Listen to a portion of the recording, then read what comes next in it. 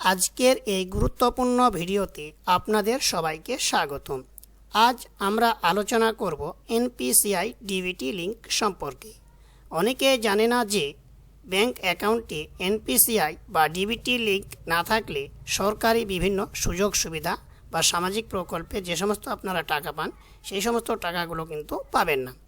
যেমন gas subsidy, কৃষক ভাতা, স্কলারশিপ, আয়ুষ্মান ভারত, লক্ষ্মীর ভাণ্ডার, যুব শক্তি, নানা ধরনের সরকারি টাকা অ্যাকাউন্টে আসতে সমস্যা হতে পারে।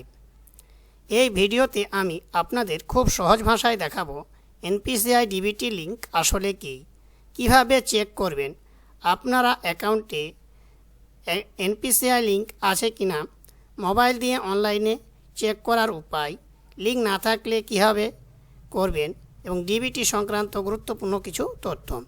তাই ভিডিওটি শেষ পর্যন্ত অবশ্যই দেখুন, কারণ আজকের তথ্য আপনার অনেক কাজে লাগাতে পারে। ভিডিওটি ভালো লাগলে লাইক এবং শেয়ার করবেন এবং চ্যানেলে নতুন হলে চ্যানেলটিকে সাবস্ক্রাইব করে পাশে রাখা বেল আইকনটি ক্লিক করে নোটিফিকেশন অল করে রাখবেন। তো চলুন শুরু করি।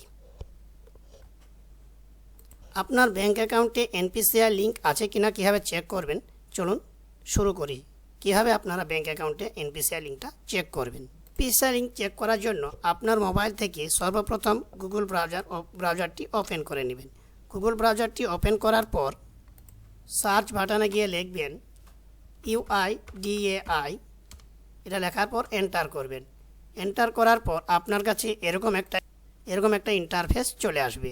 চলে আসার পর আপনি প্রথমে দেখতে পাচ্ছেন UIDAI, এটার এখানে আপনি ক্লিক করবেন। এখানে ক্লিক করার পর আপনার কাছে এরকম একটা পেজ চলে আসবে।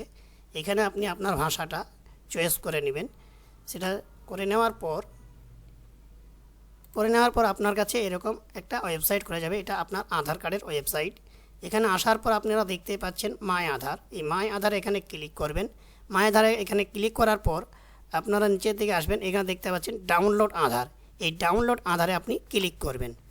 ডাউনলোড আধারে ক্লিক করার পর আপনার কাছে এরকম একটা পেজ খুলে যাবে। এখানে আপনি দেখতে পাচ্ছেন ড্যাশবোর্ড। এই ড্যাশবোর্ডে আপনি ক্লিক করবেন।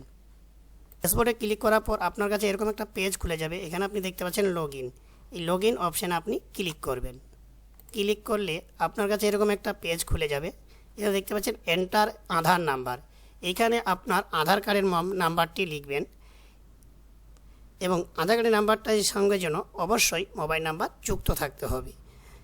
তাই আধার কার্ডের নাম্বারটা এখানে এন্টার করবেন। এন্টার করার পর এই যে ক্যাপচাটা আছে, ক্যাপচা কোডটা লিখে আধার কার্ডের নাম্বারটা লিখে এবং ক্যাপচা কোডটা লিখে আপনারা লগইন অপশানে লগইন উইথ ওটিপিতে ক্লিক করবেন।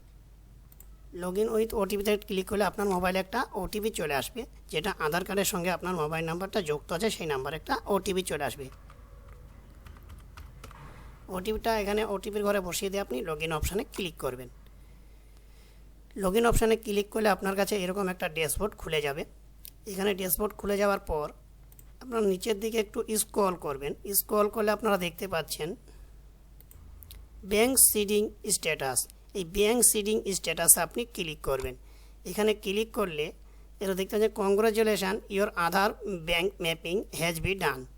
আধার নাম্বার আপনার এখানে দিয়ে দেবে, bank name state bank of India, bank seeding status active না ইনঅ্যাক্টিভ আছে এটা একটু দেখে নেবেন। লাস্ট আপডেট ডেট, আপনি কোন ডেটে আপনার এটা লিঙ্কটা হয়ে আছে সেটা দেখাবে। এইভাবে আপনারা আপনাদের ব্যাংক অ্যাকাউন্টে ডিবিটি লিঙ্কটা চেক করে নিতে পারবেন যে কোন ব্যাংকের সঙ্গে আপনার ডিবিটি লিঙ্কটা হয়ে আছে। যদি আপনার এখানে দেখেন ইনঅ্যাক্টিভ হয়ে আছে, তাহলে সেটাকে আপনি কীভাবে অ্যাক্টিভ করবেন, সে অ্যাক্টিভ করার জন্য আপনাকে কিন্তু এনপিসিআইয়ের ওয়েবসাইটে আসতে হবে। এই যে ওয়েবসাইটটা আছে এই ওয়েবসাইটে আপনাকে আসতে হবে। এখান থেকে আপনারা কীভাবে ডিবিটি লিঙ্ক করবেন সেটা আমি দেখিয়ে দিচ্ছি। এখানে আপনারা এই কাস্টমার পর এখানে চলে যাবেন। কাস্টমারে ক্লিক করার পর আধার ভারত সিডিং এনাবেল এখানে ক্লিক করবেন। এখানে ক্লিক করলে আপনাদের এখানে ওয়েবসাইটটা